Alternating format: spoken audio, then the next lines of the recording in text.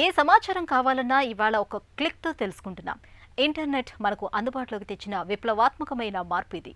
నిజానికి ఇంటర్నెట్ వల్ల మానవాళికి ఎంత లబ్ధి జరిగిందో చెప్పాల్సిన పని లేదు. కానీ అధిక సమాచారం వల్ల కొన్ని రంగాల్లో దుష్పరిణామాలు తలెత్తుతున్నాయి. ముఖ్యంగా వైద్య రంగంలో అనేక విపరీత ధోరణులు చోటు చేసుకుంటున్నాయి. ఏడియట్ సిండ్రోమ్ అనేది ఈ కోవలోకే వస్తుంది. లెక్కకు మిక్కిలి ఆరోగ్య సమాచారం అందుబాటులోకి రావటం వల్ల ఏడియట్ సిండ్రోమ్ అనేది నేడు బాగా విస్తరిస్తోంది. అసలు ఇంతకీ ఏంటిది? ఈడియట్ సిండ్రోమ్తో ఎలాంటి విపరిణామాలు ఎదురవుతున్నాయి? ఆసక్తికరమైన ఈడియట్ సిండ్రోమ్ గురించిన పూర్తి వివరాల్ని ఇప్పుడు తెలుసుకుందాం.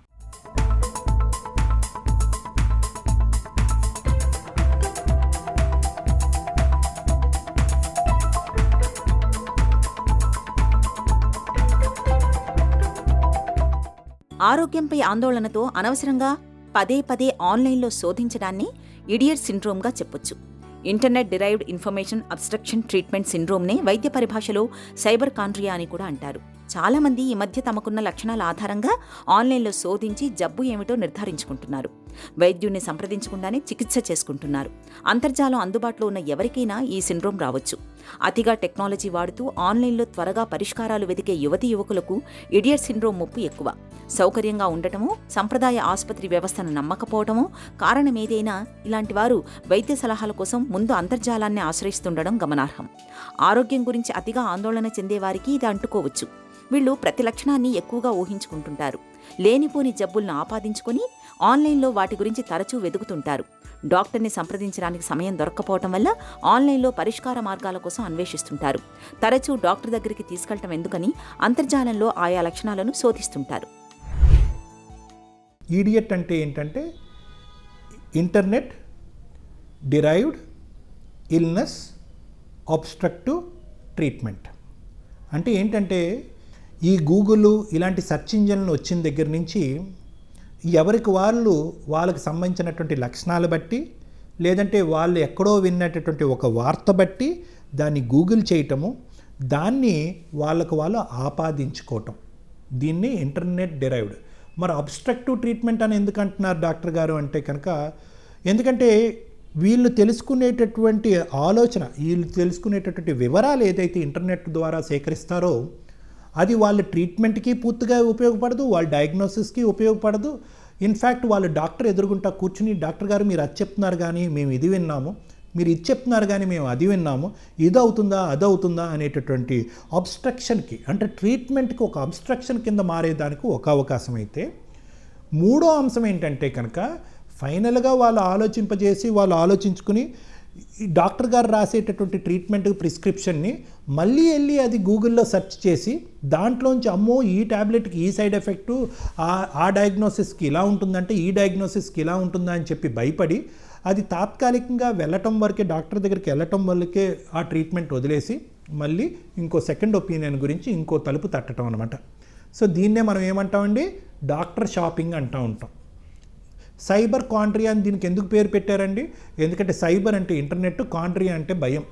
అంటే ఇంటర్నెట్ ద్వారా నేను చేసేటటువంటి విశ్లేషణ ద్వారా నాకు ఈ ఆరోగ్య సమస్య వచ్చిందని ఇంటర్నెట్నే మనం ఒక ఎక్స్రే కింద, ఒక ఎంఆర్ఐ కింద, ఒక సిటీ స్కాన్ కింద వాడేసుకుంటున్నాం అనమాట. కాబట్టి ఏంటంటే దీనివల్ల ఏంటంటే చాలా అవస్థలు వస్తాయి. ఇడియట్ సిండ్రోమ్ కలవారు ఒక రకంగా తమ ఆరోగ్యాన్ని పణంగా పెడుతున్నట్టే. ఈ విషయం తెలియకపోవటం వల్ల రకరకాల చిక్కులు కొని తెచ్చుకునే ప్రమాదం ఉంది. అన్నింటికన్నా పెద్ద ప్రమాదం జబ్బును సరిగ్గా నిర్ధారించలేకపోవటం. ఆన్లైన్లో అన్ని ప్రామాణిక వెబ్సైట్లు ఉండకపోవచ్చు. చాలా వాటిల్లో ఆరోగ్య సమాచారం చూచాయిగానే ఉంటుంది, ఖచ్చితమైంది కాకపోవచ్చు. దీంతో లేని సమస్యలను ఉన్నట్టుగా నిర్ధారించుకునే అవకాశం ఉంది. ఉదాహరణకు చిన్న తలనొప్పిని బ్రెయిన్ ట్యూమర్గా అనుకోవచ్చు. అలాగే నిజంగా ఆందోళన చెందాల్సిన వ్యాధి ఉన్నా గుర్తించలేకపోవచ్చు. అంతర్జాల సమాచారం మీద అతిగా ఆధారపడడం వల్ల డాక్టర్ని సంప్రదించడం ఆలస్యం కావచ్చు.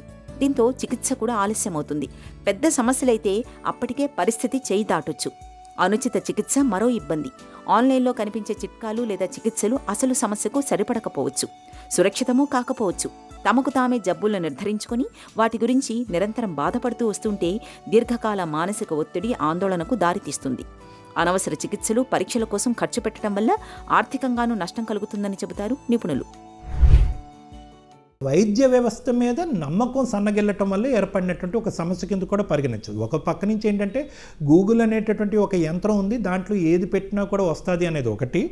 కరోనా తర్వాత అమ్మో ఏ మూలన ఏది దాకుందో, ఎటువంటి జాగ్రత్తలు తీసుకోవాలి, అన్నిటి గురించి అవగాహన తెలుసుకోవాలి, ముఖ్యంగా ఆరోగ్య సమస్యల గురించి అవగాహన తెలుసుకోవాలి అనేది ఒక వాడికి ఒకటి పెరిగింది. మూడో అంశం ఏంటంటే కనుక అమ్మో మనల్ని ఎవరన్నా మోసం చేస్తున్నారేమో, మనకు మనం అవగాహన చేసుకుంటే కనుక బహుశా మనం మోసాన్ని అరికట్టచ్చేమో అనేటటువంటిది మూడో అంశం. నాలుగో అంశం ఏంటంటే అమ్మో ఎంత డాక్టర్ అయినా ఎవరైనా కూడా అన్నీ తెలిసి ఉండాలి అనేటటువంటి అవసరం లేదు. వాళ్ళు ఉండేటటువంటి ఒత్తిడిలో, వాళ్ళు పేషెంట్స్ చూసేటటువంటి ఒత్తిడిలో నేను నా లక్షణాలన్నా పూర్తిగా చెప్పకపోయి ఉండొచ్చు, లేదంటే డాక్టర్ సరిగ్గా వినకపోయి ఉండొచ్చు, లేదంటే టైం అన్నా సరిపోయి ఉండొచ్చు. సో ఇటువంటి పరిస్థితుల్లో ఏంటంటే నేను ఏదన్నా మిస్ అవుతున్నానేమో. సో ఇటువంటి భయాలు, ఇటువంటి ఆందోళన వల్ల ఏంటంటే డైరెక్ట్గా వాళ్ళకు ఉండే లక్షణాలు గూగుల్లో కొట్టడం. దానికి సంబంధించి గూగుల్ ఏమంటుంది, దేన్ని వదిలిపెట్టదు కాబట్టి డోలో 650కి చచ్చిపోవచ్చు అని కూడా గూగుల్లో రావచ్చు. కాబట్టి ఏంటంటే ఆఖరికి ఆ ట్యాబ్లెట్ వాడాలన్నా, అంటే ఆఫ్టర్ ఆల్ ఒక పారాసిటమాల్ ట్యాబ్లెట్ వాడాలన్నా కూడా ఒక భయాందోళనకి, టెన్షన్కి లోన్ అవ్వటం. లేదంటే ఇప్పుడు ఇంకొక అంశం ఏమవుతుంది, మీరు ఏదన్నా మీ బాడీకి సంబంధించినటువంటి 10 లక్షణాలు గూగుల్లో, ఒక 2 లక్షణాలు గూగుల్లో కొట్టండి, ఒక 50 నుంచి 100 డిసార్డర్లు వస్తాయి. ఆ 50-100 డిసార్డర్లు మీకు ఉన్నాయనా? కాదు.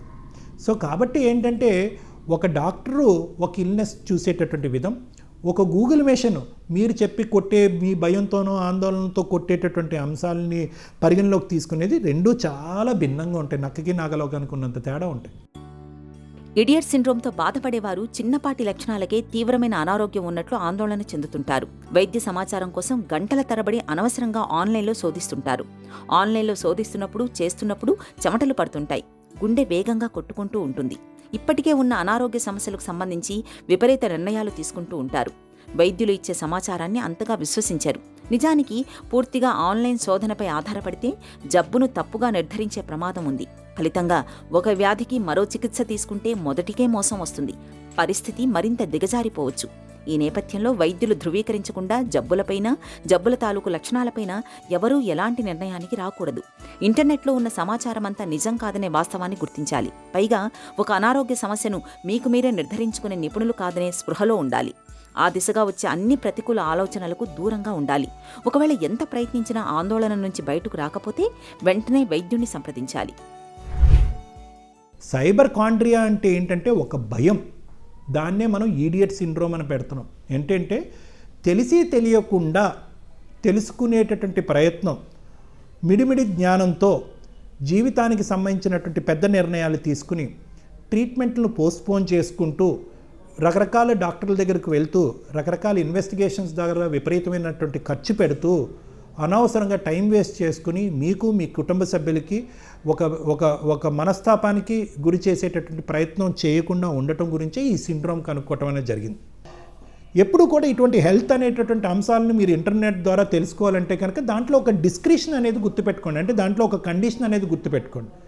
అంటే మీరు ఎంత ఇంటర్నెట్ ద్వారా తెలుసుకోవాలని అనుకున్నా కూడా ప్రైమరీగా మీరు వెళ్ళి ఒక డాక్టర్ని కన్సల్ట్ చేసుకుని అది ఫైనల్ నిర్ణయం కింద పెట్టుకోండి. కానీ డాక్టర్ని కన్సల్ట్ చేసి వచ్చిన తర్వాత గూగుల్లో సెర్చ్ చేసేటటువంటి దాన్ని ఫైనల్ నిర్ణయం కింద పెట్టుకోకండి. అది ఓన్లీ ఒక ఆప్షనల్ ఇన్పుట్ మాత్రమే. ఫైనల్ అవుట్పుట్ అనేటటువంటిది ఒక డాక్టర్ని, ఆ డాక్టర్ ఇచ్చేటటువంటి వైద్యాన్ని, అతను చెప్పేటటువంటి ఇన్వెస్టిగేషన్ని నమ్మకంగా ముందుకెళ్ళటం అనేది ఇంపార్టెంట్. ఇడియట్ సిండ్రోమ్ను నివారించుకునే అవకాశం మన చేతుల్లోనే ఉంది.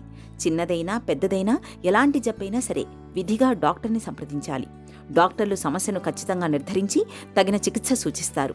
మరీ అంతగా ఆన్లైన్లో ఆరోగ్య సమాచారాన్ని తెలుసుకోవాలంటే ప్రభుత్వ వెబ్సైట్లు, గుర్తింపు పొందిన వైద్య సంస్థలు సమీక్షించిన వ్యాసాల వంటి విశ్వసనీయమైన వనరులను చూడాలి. ఆన్లైన్లో తరచూ ఆయా సమస్యల లక్షణాలను వెతకడం మానేయాలి. దీంతో అనవసరంగా ఆందోళన చెందడం తప్పుతుంది. ప్రాథమిక వైద్య సమాచారాన్ని ఎలా అర్థం చేసుకోవాలి అనేవి నేర్చుకోవాలి, మెరుగుదిద్దుకోవాలి. డాక్టర్లతో మంచి సంబంధాలు ఉండేలా చూసుకోవాలి. దీంతో సందేహాలను మనసు విప్పి చెప్పుకోవచ్చు, సరైన సమాచారాన్ని రాబట్టుకోవచ్చు. ఆన్లైన్లో ఆరోగ్య సమాచారాన్ని గుడ్డిగా నమ్మితే ఎదురయ్యే ముప్పుల గురించి ప్రభుత్వ, స్వచ్ఛంద సంస్థలు ప్రజలకు అవగాహన కల్పించాలి. విమర్శని దృక్పథంతో ఆలోచించడాన్ని ప్రోత్సహించాలి.